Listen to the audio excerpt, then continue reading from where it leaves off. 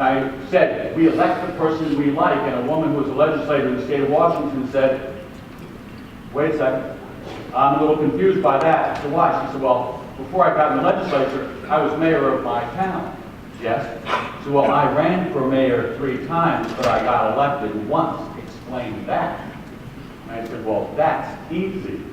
One time, you were lucky enough to run against someone less likable than you.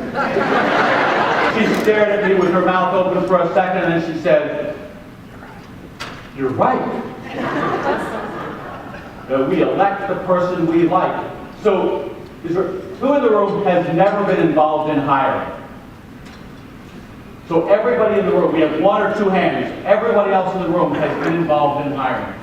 You ever get down to 2 people for a job, same resume, same experience, same education? Whoa! After all the people I looked at, I had 2 extraordinary candidates for this job. And I like this person, but I really like this person. You know, I think I'm going to go with the person I like less. Who's done that? Isn't that funny? There's not a hand up for those of you in front. We don't do it. We hire the person we like. 55% of whether or not we like you is what we see. If 55% is what we see, what's 38%? What could 38% be? What we hear. What we hear. Yes. What we hear. 38% is the sound of our voice. Now that 7% is really easy. But pay attention carefully to these numbers. You're not halfway through your first sentence. They see you. They hear you. They've decided whether or not they like you. So if you're only halfway through your sentence and they've decided whether or not they like you and they don't like you, that 7% better be really good words. Because they have tuned you out. I'm going to suggest to you the secret my wife taught me that day I went home from As the World Turns. We call it the open face. The open face is the same face you would use if you look into a baby's crib. You wouldn't look into a baby's crib and say, "Goo goo gaga." You look into a baby's crib and you lift your brow a little bit and say, "Hi, baby. How are you?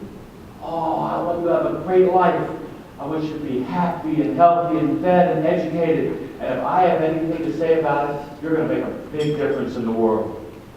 I want to help you have a spectacular life. I want to coach you to be a winner." That face, this face, the face my wife taught me that day, and when she taught me that, she told me I had to lift my brow a little bit, and I couldn't because those muscles had atrophied. But she taught me how to do this, and I could hold it up. It stops fights. It opens doors. It gets me free stuff. At this hotel, in the last 6 years, 2 times in the last 6 years, I've gotten a suite by saying, "You wouldn't happen to want to give me a suite, would you?"